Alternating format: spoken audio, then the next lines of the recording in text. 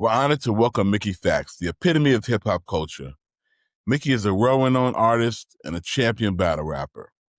He's the founder at Pendulum Ink, hip-hop's first school for rap theory, a professor at New York University, as well as the co-host Our Love-Hate Relationship with Comic Culture here at Merrick Studios.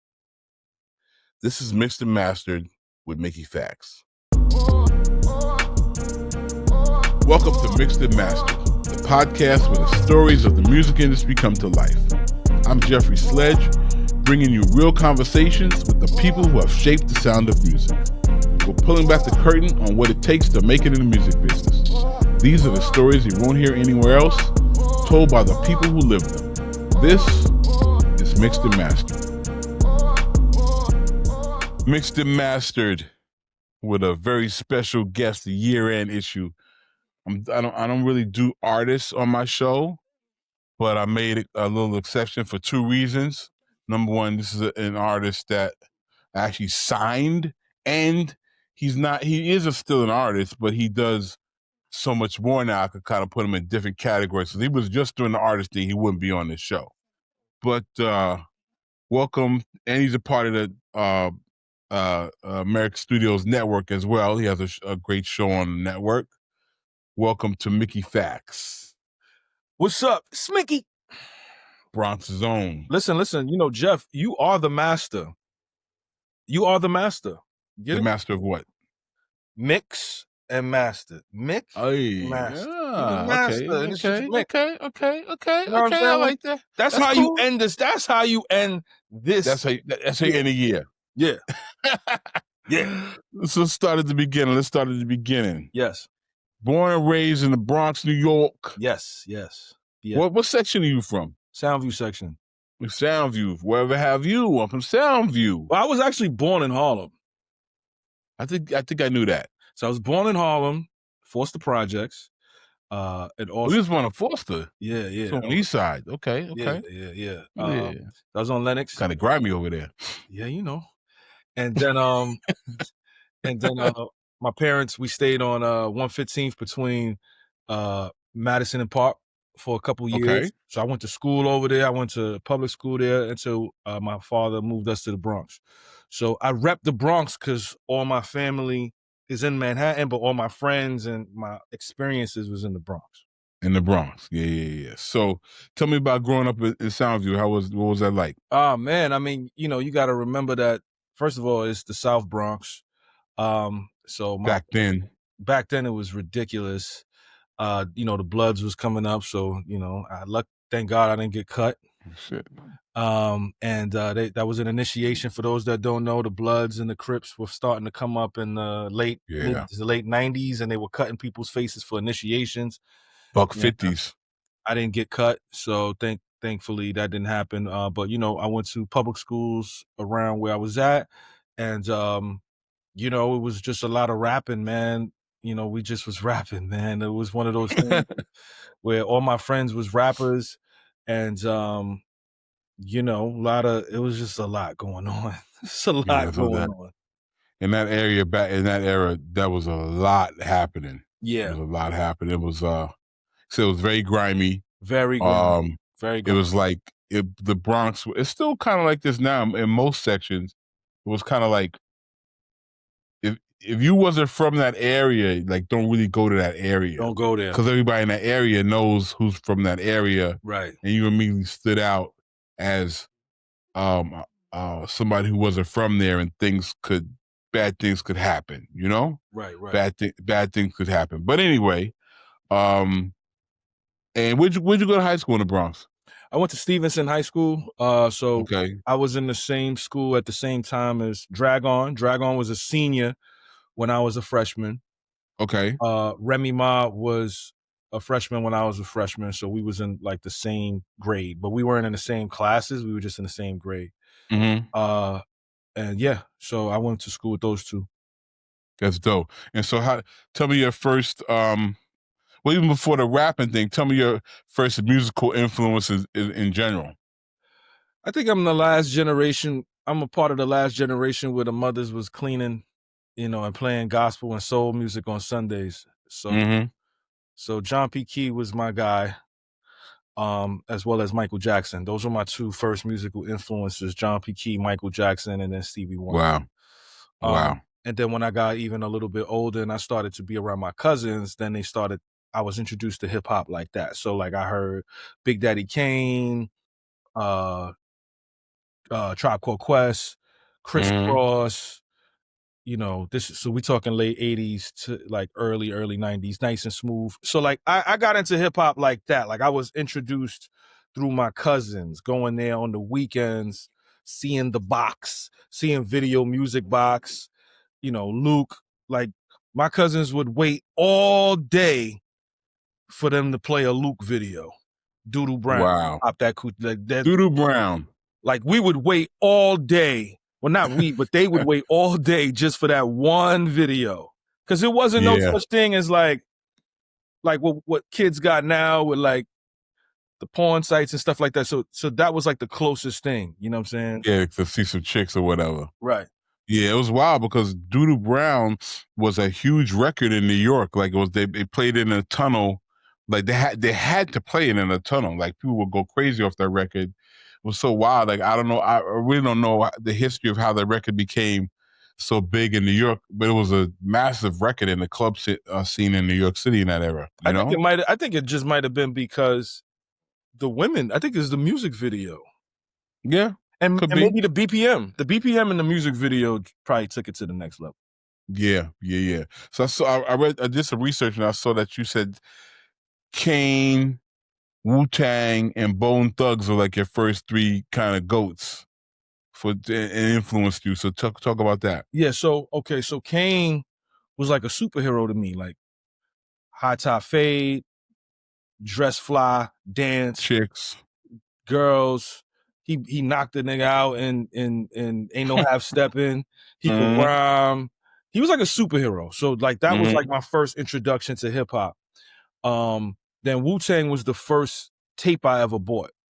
Into the 36 Chambers. That was the first tape I ever bought. I used to be a paper boy for this building across the street from where I lived, and it was like 20 floors. So I would have to deliver the daily news to everybody who had, the daily paper. Mhm. So with that money, I took that money and bought into the 36 Chambers. So that was like my introduction into like really supporting hip hop. And then Bone Thugs, I loved Bone Thugs. Like I loved, First of the Month, East 1999. Mhm. Mhm. And nobody in my school knew the words to the songs. So I would stop, press play, and rewind so I could write the lyrics down and come to school and recite it. So my actual first time like rapping and writing was through Bone Thugs and Harmony Limits. That's crazy. Yeah. How did you tap into Bone? Because they a group from Cleveland. They wasn't, obviously from the New York area. How did you tap into them? Yo, First of the Month, MTV was in love with that song. True, I and the don't know. video was dope too. The video was dope, and I just think Eazy-E, he knew what to do. And He absolutely knew what to do. because they was out before that. They had Thuggish Ruggish Bone, The EP. I like the EP. For the EP Love was of fire. Money. They had For the some heat. love of money. Right. Yeah, it So was fire. they had some great records, but Mhm. First of the Month was like a bomb. That was like a bomb Yeah. for MTV, and they Yeah. played that all the time, like at least Yeah. once a hour. So like I was Mhm. able to kind of like I was just in love with the fact that they was rhyming fast and it just sounded soulful at the time. So Yeah. I was like, yo, I want to rap, and kids in the school, they was reciting it. I mean, they was Mhm. reciting the chorus. So I was Yeah. like, I want to say the rhymes after they stopped saying the lyrics. And then, after First of the Month, obviously Eazy-E passes away, rest in peace, which is crazy. It was 20 years since that happened. Yeah. Actually, no, 30 years. 30 years. He passed in the 90s. That's in So 95. yeah, Passed in 95. So 30 Mhm. years. So Crossroads was a monster. You're gonna miss everybody, right? So, and I miss That's my my Uncle Uncle Charles. Charles. Yeah. Yeah, Yeah, that was a like I said, it was a monster. it was a monster. So like, In the video where they putting finger on the head and the eyes turn black and yeah, so everybody knew those parts that we just sang, but nobody knew Mhm. like the lyrics. So I would sit down and I would write the lyrics out and recite it. and that's pretty much like that's how I entered into rapping. Nice, nice, So nice. so so so think about, like, and not to cut you off, think about how most rappers, they probably pick up from, people in their surrounding spaces, especially in New York, like Mhm. in 9-4, 9-5, it's Biggie, it's Pac, it's probably Nas, it's probably Redman, but Yeah, I was yeah. Bone. So, like, I thought to myself, if I could rhyme fast, I could rhyme over anything. True, true, true, true. Wait, but something else I saw when I was doing research that I've never heard anybody say before. You said that the Sporty Thieves also influenced you. Oh yeah, man. That's crazy. I never heard that. There was no disrespect to the Sporty Thieves, but I never heard anybody say they influenced them like that. Yeah, So Sporty talk about Thieves. that. Yeah, Sporty Thieves. They had my cousin. Shout out to my cousin Mark Brown. He was really into the Clue tapes. He was into the Cutmaster C's and the doo-wop. So he was, Doo wop. and I would see him every weekend, because I would go to church on the weekends. So then I would go to his crib and he would have all of and he put me on to so much hip hop. I gotta give him love, from MOP Mhm. to Sporty Thieves to the Locks to everything. He let me hear everything. So one day he had this record called Cheapskate by Sporty Thieves. Okay. And he was like, and I guess it was Goldie from the Mac, was like, it was like a sound bite from Goldie from the Mac. Mm. And he was impressed with that being on the record.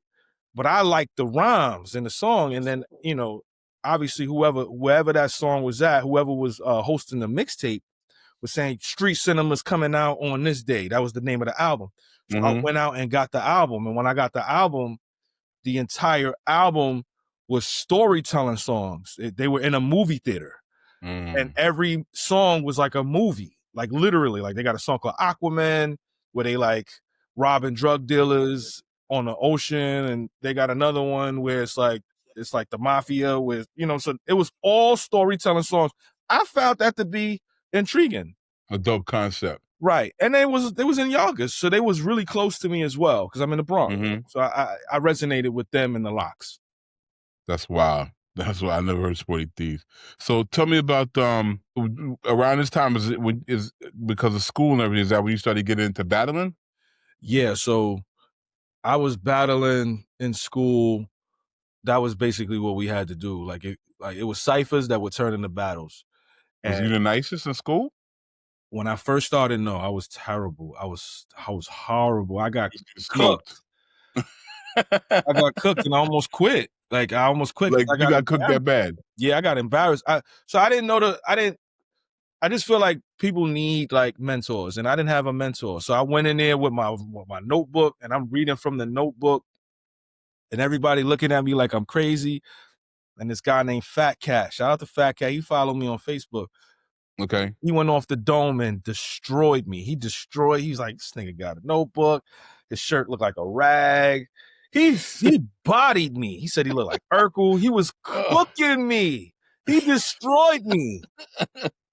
And he was like, at that time, I was a freshman, and he might have been like if I wasn't a freshman, I was a sophomore. And he was like a junior or a senior. He And smoked you. he smoked me. And I remember going to the school library, and my best friend at the time, Jay Money, he was like, "You can't quit. You just gotta come back harder. You can't quit. You nice, you just gotta come back harder."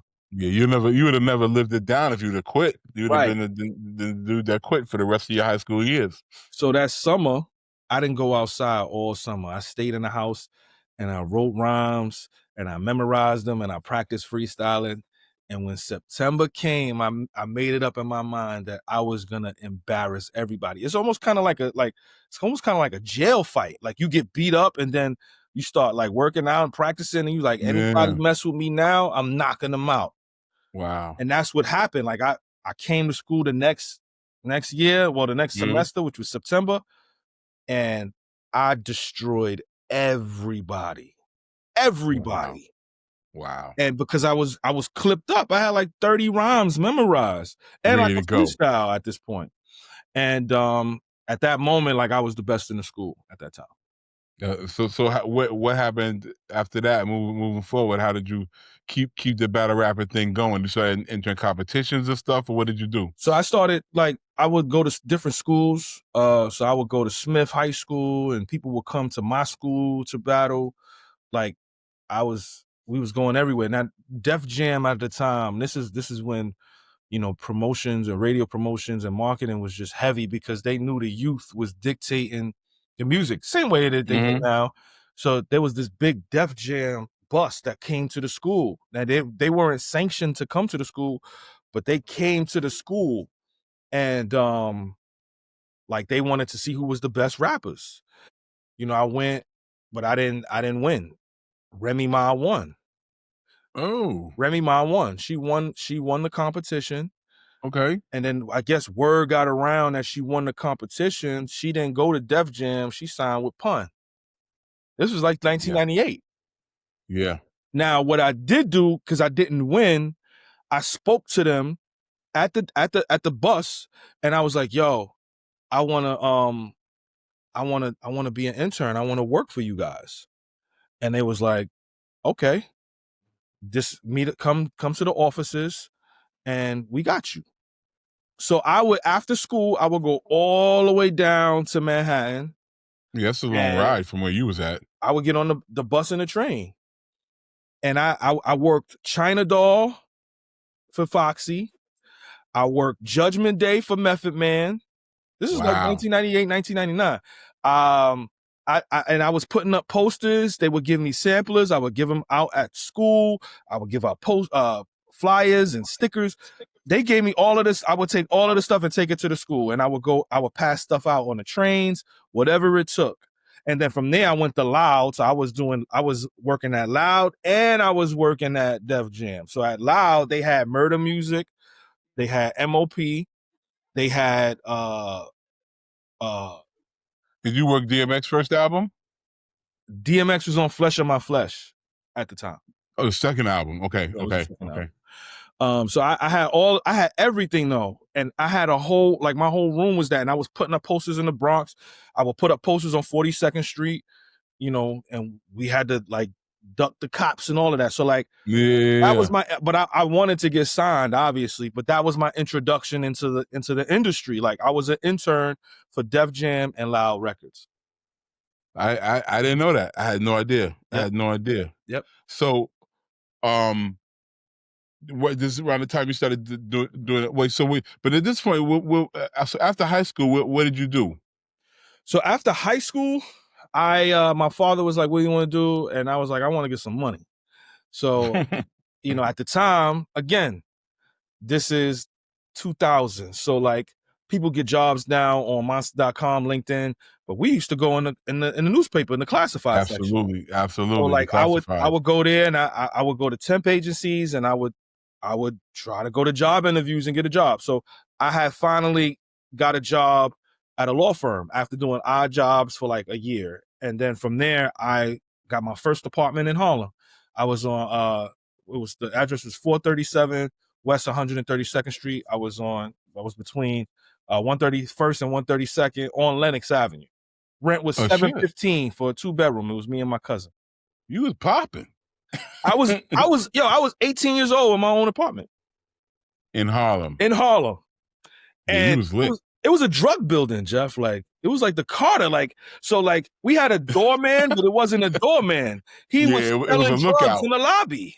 It was a lookout. Yes, he Yeah, was selling drugs in the lobby. So I had to go that's past crazy. him every day. So it was like 6 or 7 times. I lived there for 3 years. It was 6 or 7 times, but they got raided. Where I would have to go into the building, and they would say, "Let me see your ID," and I would show them my ID, and then I For the would be able address. to. I would have to. Then they would let me upstairs, but it would be people locked up in the lobby.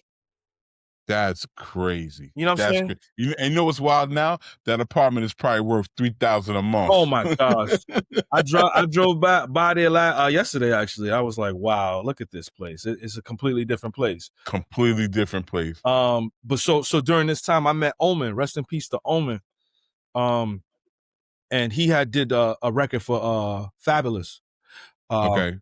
It was an album cut, and he he took a liking to what I was doing. I was going by Renegade at this time. So he was giving me free beats and free studio time. That's dope. And he introduced me to so many people. John Shapiro, I met Bink, I met Kanye, I met Alchemist through Omen, I met Smoke DZA through Omen, I met Saigon through Omen. I met all of these people through Omen. So like he was my introduction into the industry and recording music and allowing me to grow as an artist. He cultivated me as an artist. You know, and me and him we was inseparable. Like he was in Harlem at the time, and then he moved to 21st Street and Park Avenue. So then Wow. I was going downtown to 21st and Park. He was getting money. Yeah, he had a loft with Yeah, so saying that area is crazy. He was with getting money. him and my man Jeff. They had a loft. So I was recording there. And I was recording there from like 2002 to about 2006. Okay. And then that's how you and I. We linked up. That's So how this is when you started doing the mixtapes. Yeah, I was doing mixtapes, and then Saint found me because this is a crazy story. So I went on a double date. Me and my brother Dutch. Shout out to Dutch. That's crazy. We went on a double date with Lakita. He was talking to Lakita, and I was talking to our friend. I forgot her name. I think it's Sonia or something like that. So that's how I met Kita. So I was freestyling all in the car. We saw Nelly at a club. Me and Dutch hopped out the car. We ran up on Nelly, and Dutch was like, "Yo, you got to rhyme for Nelly." So I ain't gonna lie, I was nervous. I ran up to Nelly. I was like, "Yo, one day we gonna work. I want to spit some raps for you, but I'm too good to rap for you right now. So, but I'm letting you know." Wow, that's crazy. Work. And then I left. So when we told Lakita the story, she was going to IAR with Saint. So she gave the tapes to Saint. She gave no. She told Saint about me, and she was like, "Yo, you need to meet this guy." So when we met, I pulled up and I had mixtapes. Now I'm like unknown, but I had CDs. So I gave him mad CDs. He listened to all the CDs. He was like, "Yo, I want to work with you." So we started working. He introduced me to Steve and Quaz, and they was doing the magazine shit, and they was like, Saint was like, "Yo, you need to do a theme song for the magazine." And I did the sneaker song. Then Steve was like, "Yo, you're gonna be the flagship artist for GFC. You're gonna be our voice box." And he was like, "Yo, I did a mixtape called Kings of the Bronx." And he was like, "It's cool." You know, Steve, he was like, "It's cool." Yeah, Steve don't like shit. He's like, "It's cool, but you know what? You know what's gonna be fire? If we rap over NERD beats. That's gonna be fire." And I was like, "NERD beats?" He was like, "Yeah, NERD beats. Nobody's ever done it." And then I was like, "Lupe just rapped over who gets the girl." And he was like, "Nobody cares about Lupe rapping over. You gonna rap over you gonna make an album out of it, and you gonna say you signed the Star Track." And I was like, "What?" This is like, this was a foreign concept to me. I was like, "What?" He's like, "Yeah, let's go." So this was a Virgin Megastore was still open on 14th Street. He was like, "We not gonna go to." He was like, "We not gonna go and steal the music off Napster. We gonna buy the album, and you gonna sample it and loop it, and then we're gonna make the project. And we're gonna come up with concepts, we're gonna do everything, and we're gonna put it out. Don't be scared." And I was like, I did, you know, at this time, I was scared of being sued for copyright infringement. Absolutely. I was scared. What I will say, Steve was not afraid of anything. He did not care. He didn't care about nothing. He was like, "Just do it. If people see it and they want to sue you, bet we'll turn it into press." And I said, "Okay." At that point, after arguing with him for 2-3 months, I said, "Okay." And then when we put it out, Quaz took the CD to you, and that's how everything started from there. Yeah, I met Quaz at a video shoot. For the life of me, I can't remember who the artist was, but he was just started talking. He was like this young kid, who was in the fashion. He was styling whoever we were talking to. Probably Chris Brown. Could have been. I don't remember. If you put $1,000,000 in front of me, I would probably lose that shit because I really don't remember. Mhm. We started talking this shit, and he's from uptown, and then we started talking about uptown, and he's like, "Yo, you should fuck with my man Mickey Factz." And I was like, "Word?" He's like, "Yeah, check out his CD." And I was like, "All right." And I listened to the CD, and I thought it was interesting that you said that you rapped over Pharrell beats. I was like, "How did they even do this? How did they rapping over Pharrell beats? If Pharrell ain't giving out no instrumentals, how the fuck they pull this off?" And it kind of started from there. Yeah, it kind of started from there. Yeah. Yeah, that was wild. Steve told me not to make the CDs too. He was like, "Don't make no CDs. It's all internet. It's all digital." And again, Steve was such a visionary. Ahead of the curve, He was way so ahead ahead of the curve. Mhm. And I was like, "Nah, we still got to have some physical." And I'm glad I did that because I don't know if we would have met if Quaz didn't have the physical CD. Yeah, if he didn't have a physical copy, so we probably would have never linked up. But I might have heard it at some point, but it would have been a whole different energy, you know? Right. Yeah, so hold on, I'll give me a look at my notes because I don't want to skip over nothing. So you know what I want to do too before we talk about the jive section? Yeah. I want to talk about a little bit about the blog era because the blog era was so important to a lot of careers, but your career, and that time. So talk about the blog era and Not Right and all the blogs that were posted music and just kind of like that network of people that were around and the artists that came out of that are still a lot around today. Yeah, I mean, I think that after you got the CD, I want to give a big shout out to Ian Steven. Was it Ian Steven? Steeman. Yeah, Ian Steeman. Yep. He We still talk. We're still in touch. he wrote the first blog on me ever, and that was because you I gave him didn't know the that. CD. You gave him the CD. I didn't know he wrote a blog on it though. I don't remember anyway. I should say I didn't remember. Yeah, it was Different Kitchen. I don't know what Different Kitchen. That's right. Different Kitchen. That's right. I don't know what his role was at Jive at the time. He was marketing. He was a product manager. So he was a product manager, and he had a blog on the side. Called Different Kitchen. And I that was forgot about that. That was the first blog me and Steve, that was the first one we ever seen. We was like, "Yo, what is this?" And it was a review. And we was like, "Yo, this is crazy." We didn't know he was even at the label. Yeah. So we was just like, "Yo, what is this?" And then from there we started to do research, and we started finding other blogs. We was like, "Yo, it's more people like this?" So we was like, so Steve was like, "Yo, we got to get our blogs on. We got to get our music on all the blogs." And I was like, "All right." So we sent him music, nobody picking it up. And then I did the song called "I'm Sean," talking about Sean Bell. And I was rapping from his perspective when he got murdered. He got shot 50 times. So when we did that got picked up on every blog. And that was the beginning. Like, it was on Not Right, it was on Two Dope Boys, it was on Different Kitchen, it was everywhere. Wow. And that started everything. And then, Steve, again, he was ahead of the curve so much. We was putting together, I wanted to get a record deal so bad. Like, back in those times, like, getting a record deal was like, it was like everything to us. We didn't know anything after. It was just, let's just do the deal. Yeah, we got signed. It was about getting signed. It was about getting signed. We didn't know nothing. So I remember I was stacking up records. And Steve was like, "Yo, I want to put a song out." I'll never forget this. It was January 1st, 2008. He was like, I'm gonna put a song out on your MySpace. And I was like, "All right, Dad." So he put it out.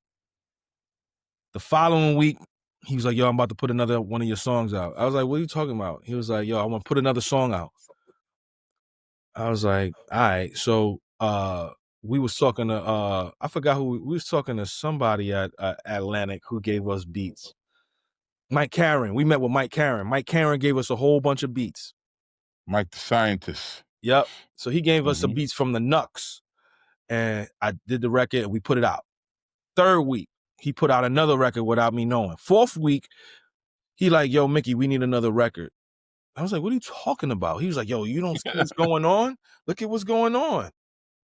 And I'm like, "What?" Like, I was like, "I don't wanna put out no more songs, bro." 'Cause it was a different mindset. Nobody was just Absolutely. like, Crooked Eye was putting out freestyles.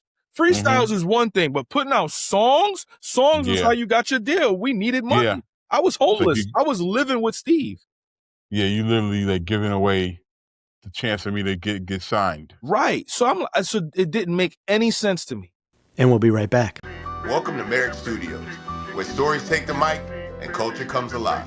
We're not just a network, we're family, bringing you smart, soulful, unfiltered conversations. In this season, we're bringing the heat with our biggest lineup yet. Whatever you're into, music, sports, business, we got you covered. Merrick Studios, where the conversation starts and keeps going.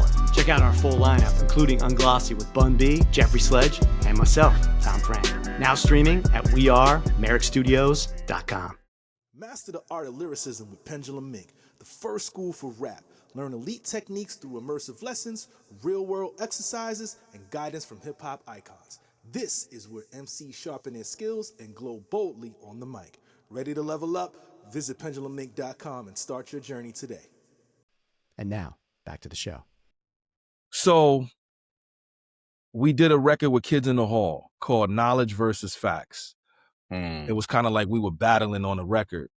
And when I tell you that went everywhere. Yeah, they were a big thing back then. They were big people fuck with them heavy. That went everywhere. And then right after that, the Cool Kids was in town and we did Rockin' and Rollin'.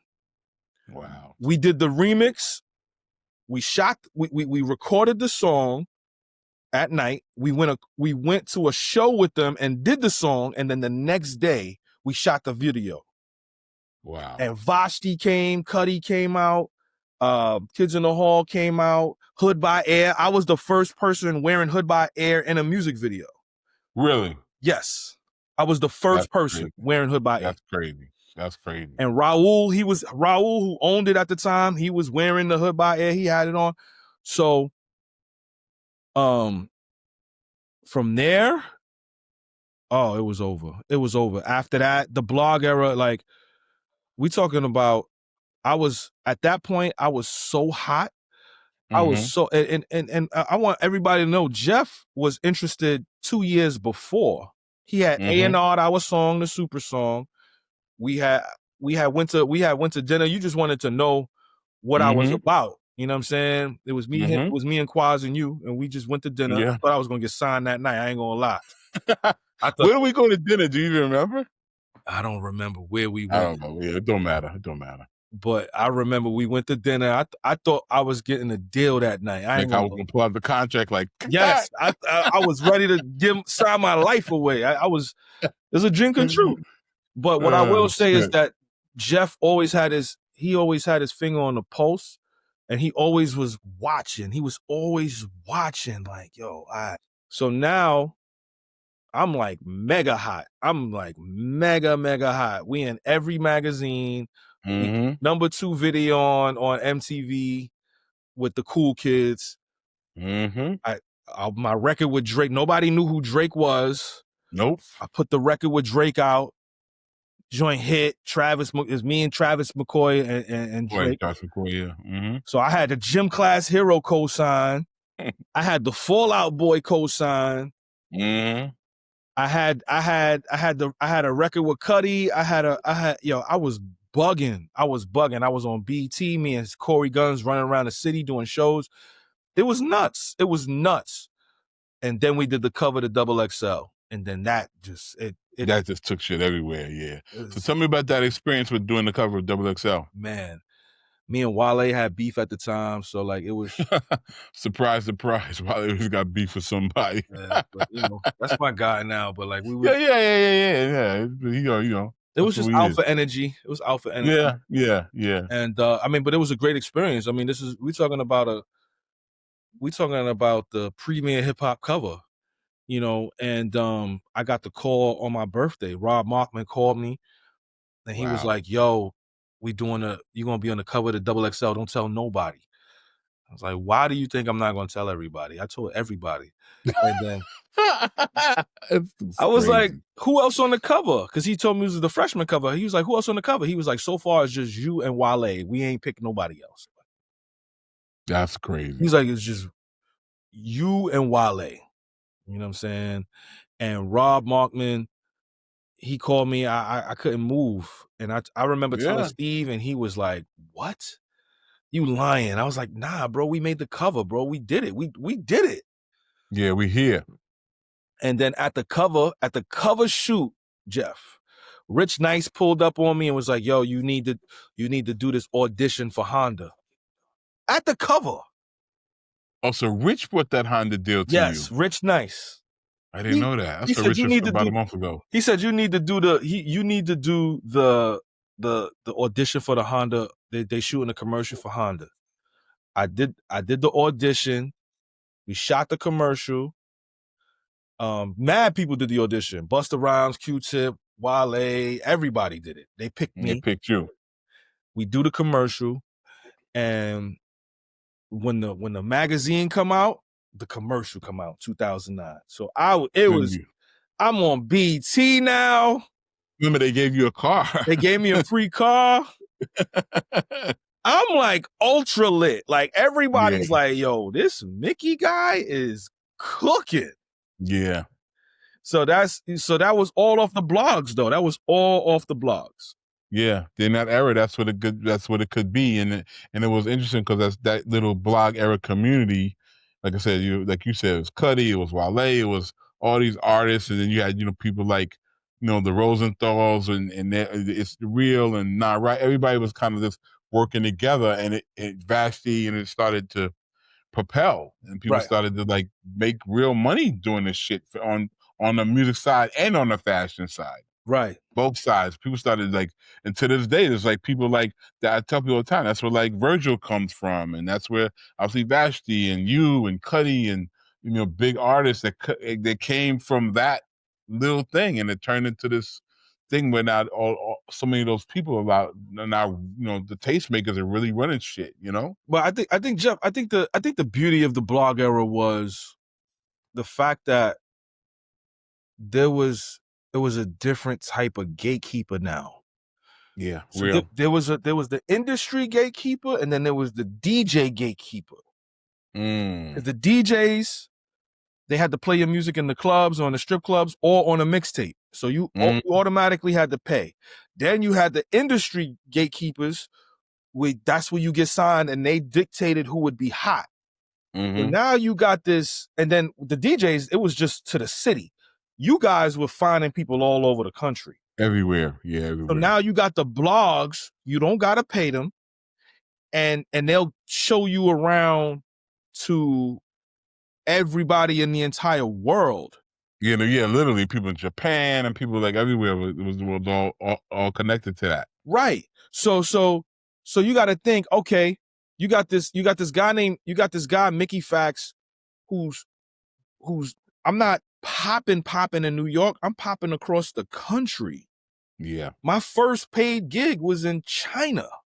I remember that. I remember when y'all went to China. We went to China. Like, I can't hate. I kind of wanted to go, bro. wait, say I was nothing. like, damn, ain't no ticket for your man. That's kind of crazy. Wait. You should have said something to Lakita. Lakita put that together. Yeah, I didn't know that. All five of us went to China and then when we came back, that's when we did the super song. Yeah. That's dope. Yeah, that was some good times, man. So tell me about your job. I mean, I'm gonna step away. I'm gonna let you talk. Tell me about your job experience.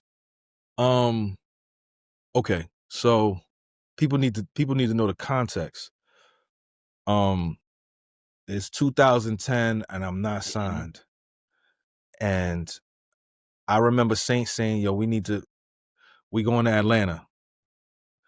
And we went to Atlanta, and I was staying at Tree Sound. Shout out to Molly. Shout out to Groove. Shout out to Just.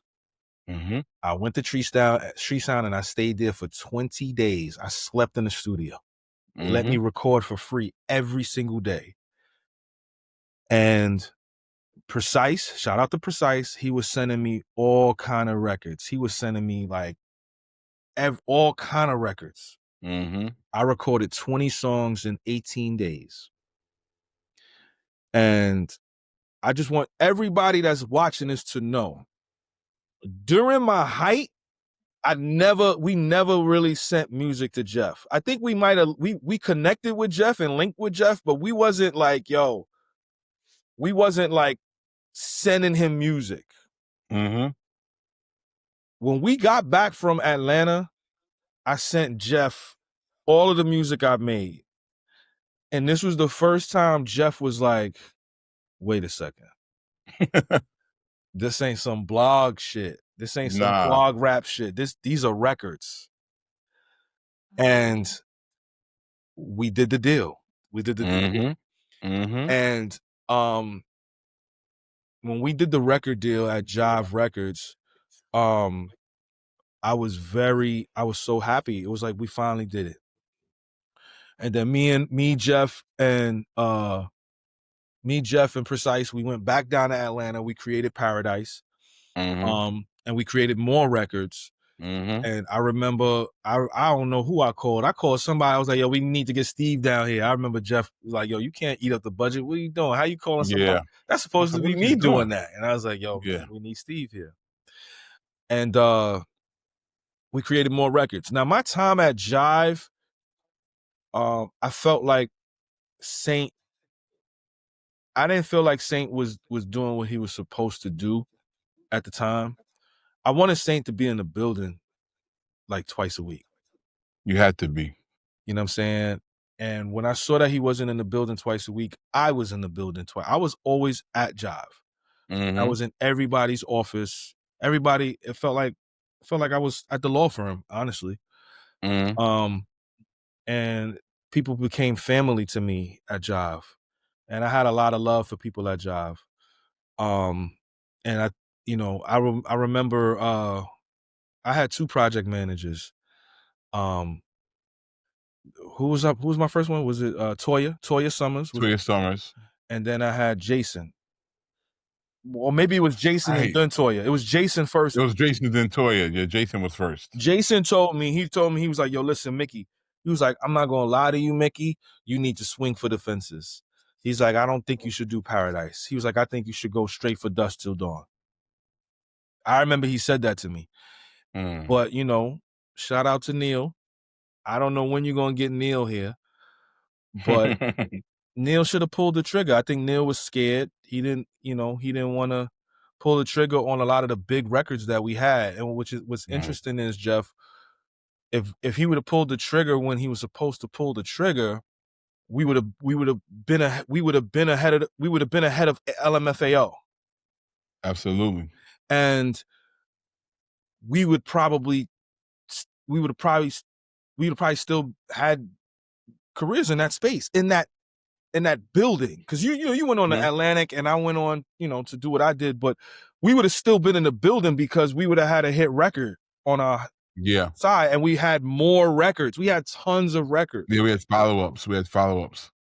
Right. So when we went with Paradise, it was like, okay, I felt like it was gonna be a gradual build up. And what I learned in the industry at that point was, like, when you get signed, you just getting more money to finance what you got to do, but really you need to come with the heat.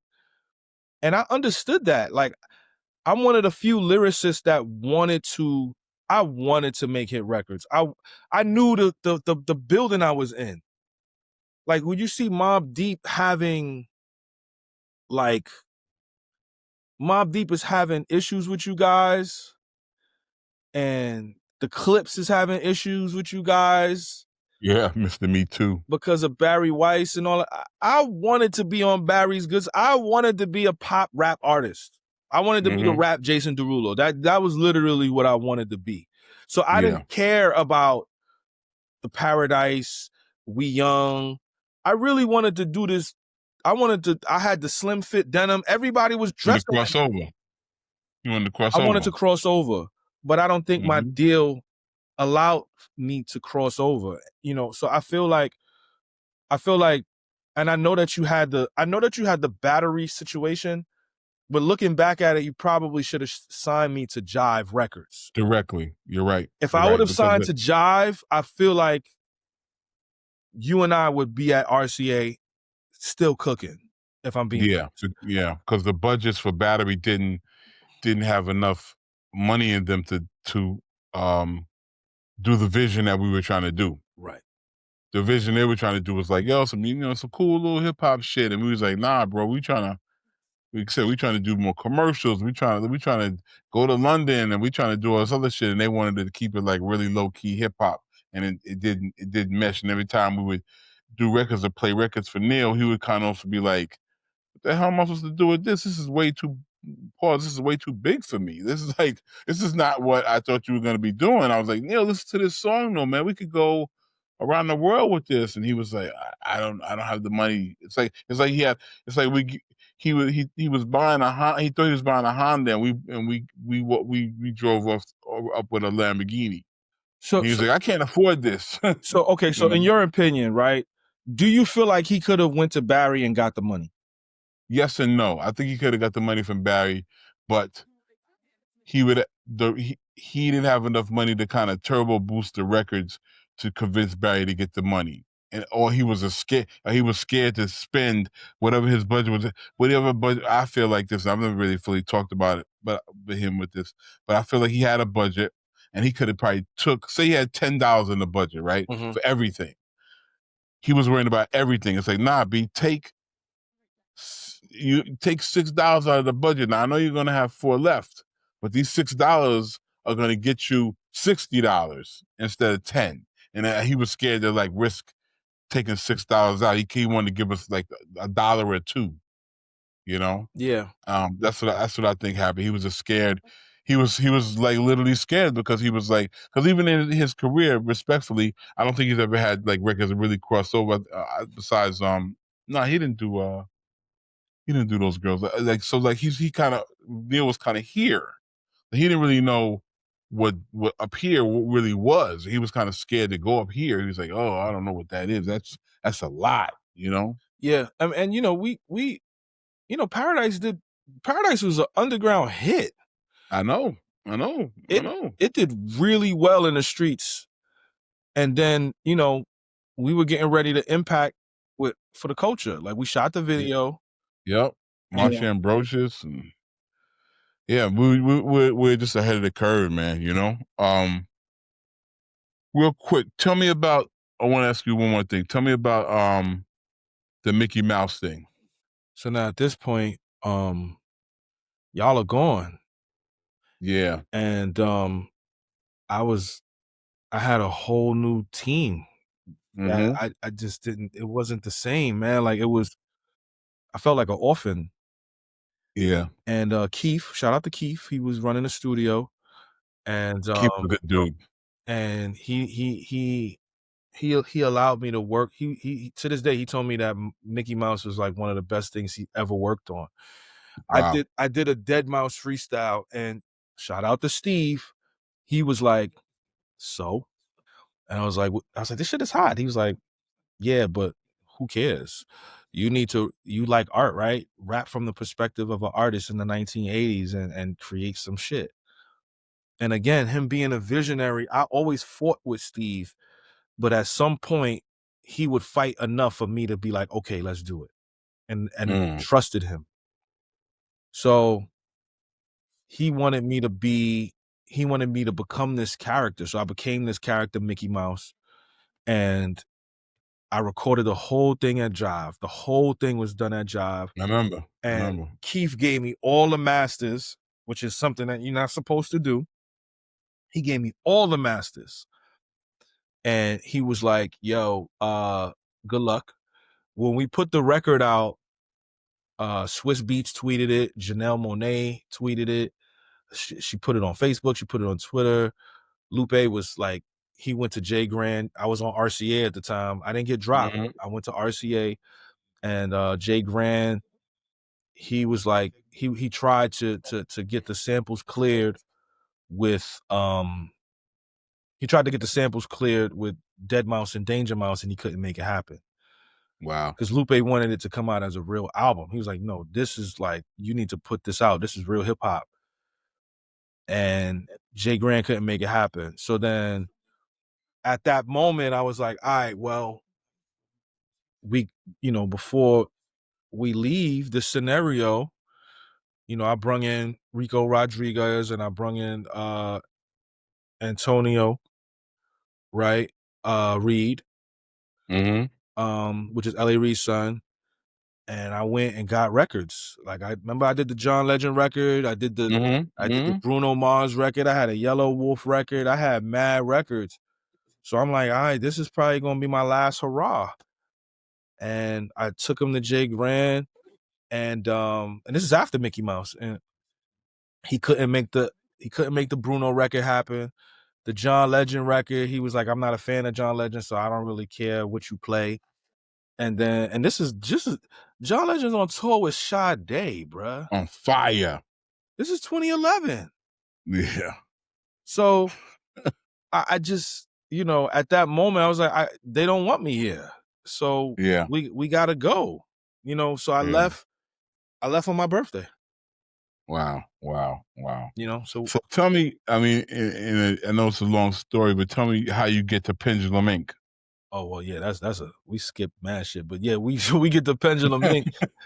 Yeah, because we running. Oh, so it's the pandemic, and it's after the pandemic, and we see DMX, we see Black Rob and Shock G pass away, and they had hit records, and I was like, man, what am I gonna do? Their affairs weren't in order, and I was like, what am I gonna do? What am I gonna retire to? And I was like, maybe I could teach rap. So I tried to get jobs everywhere, and I got turned down everywhere. So I was like, I'm gonna start my own school.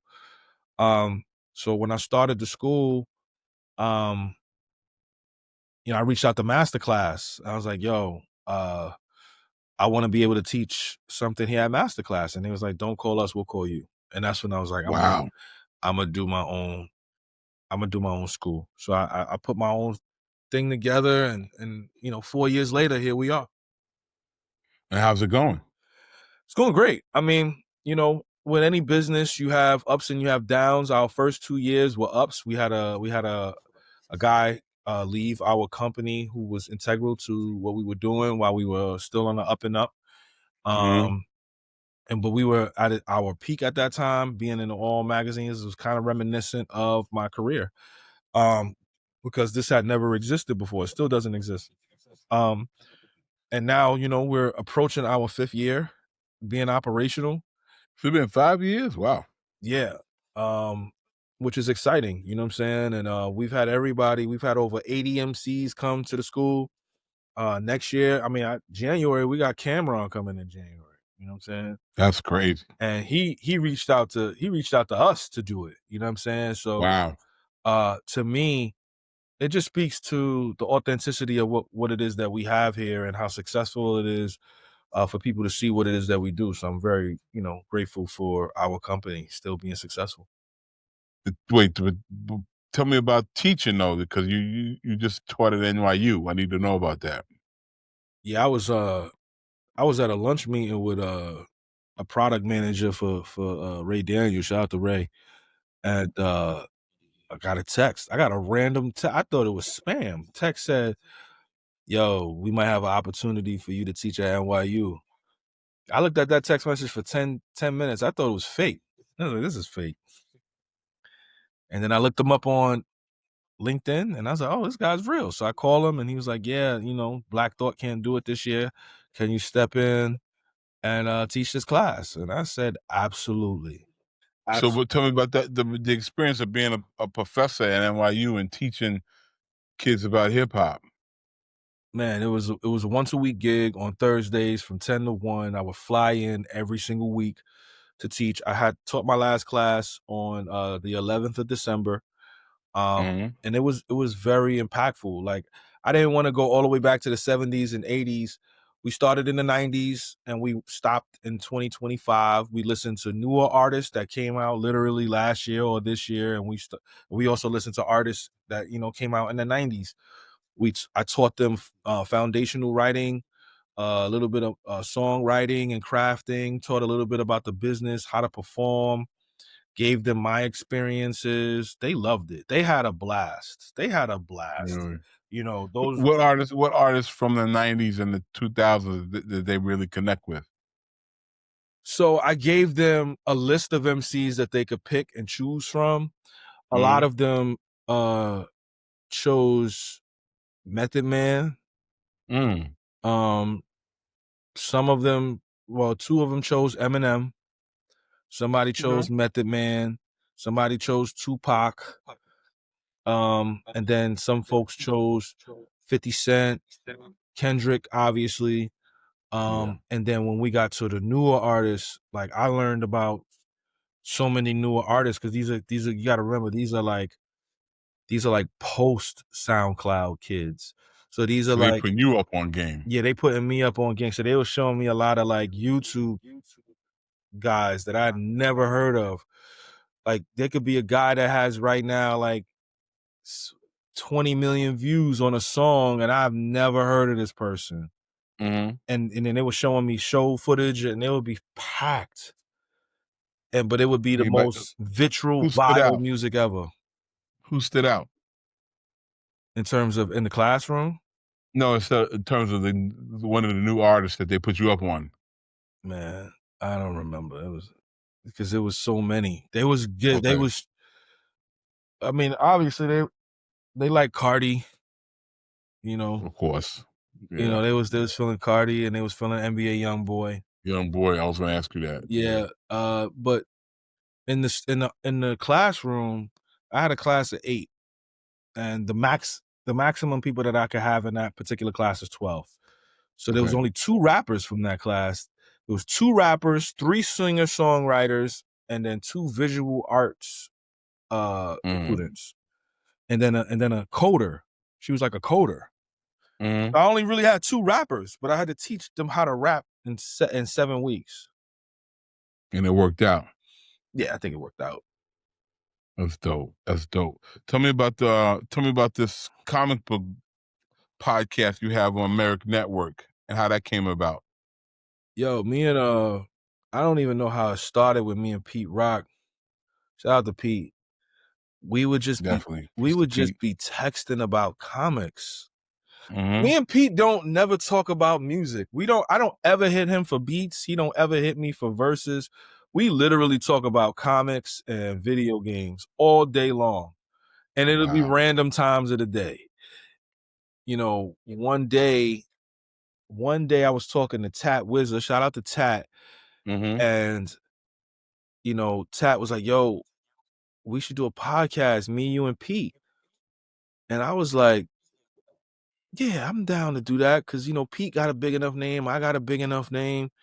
And then Tat know people at Hot 97. I was like, yo, we could probably do something.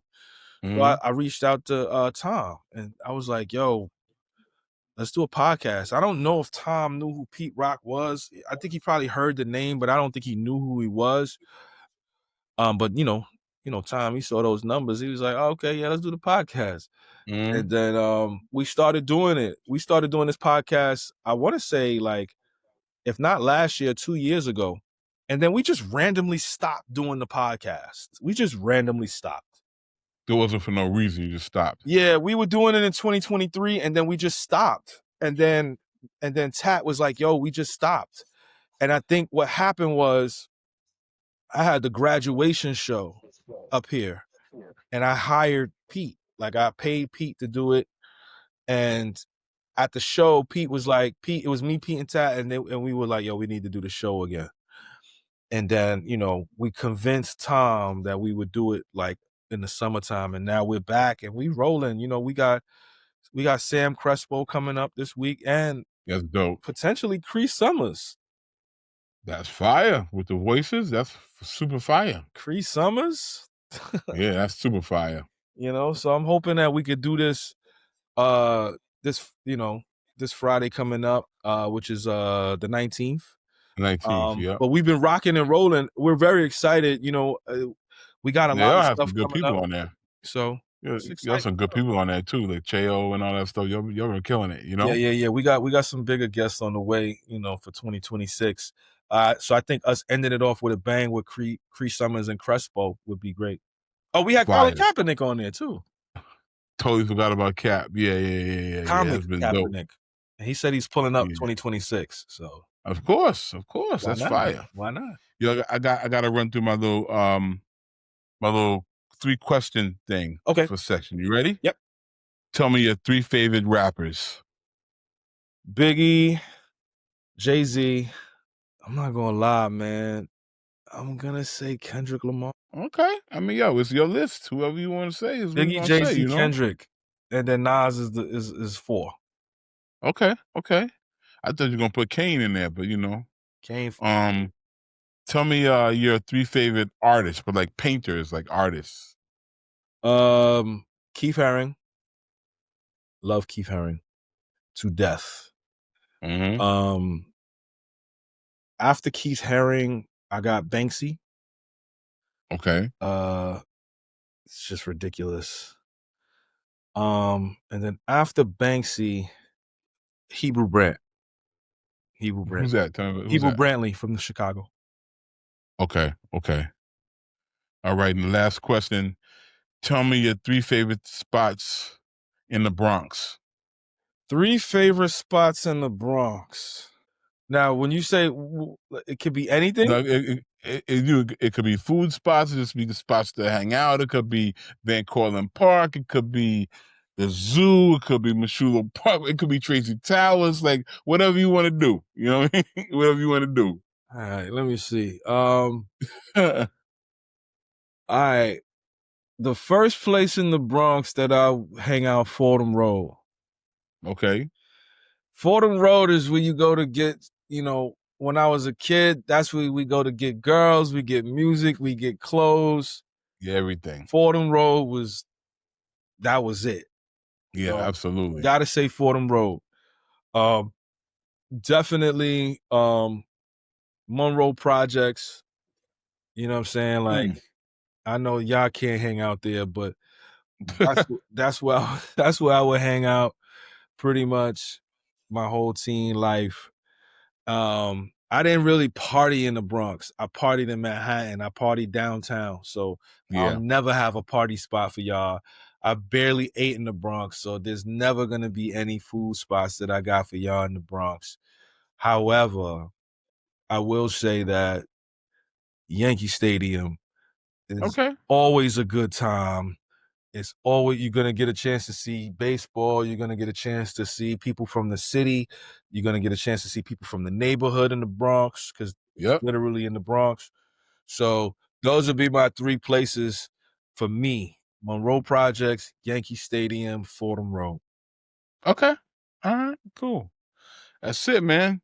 Yes, it was sir. a good show. I know we could have talked for 5 hours. For 5 hours. I'm sorry if I was long-winded. I'm so apologetic. Nah. He wasn't long-winded at all. Nah. You explain yourself nice. 'Cause I wanted this show to be more about like your career path. I mean, I wanted to talk about Pendulum, all that too, because I know that's when you do interviews now, that's mostly what you talk about because that's what's going on. Right. But I wanted to show people how you got there. You know what I'm saying, and where your love for the art form came from. You know what I mean? Yeah. So it's interesting because I've been doing this. Next year will be 20 years. That's crazy. 2026. That's when In Search of the NERD came out.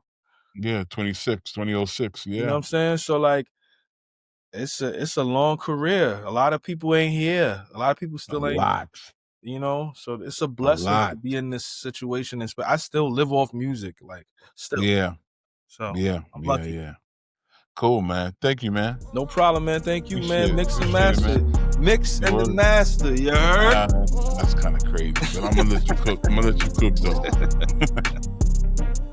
You can catch Mixed and Mastered on Apple Podcasts, Spotify, iHeart, or wherever you get your podcasts. Hit that follow button, leave a review, and tell a friend. I'm your host, Jeffrey Sledge. Mixed and Mastered is produced and distributed by Merrick Studios.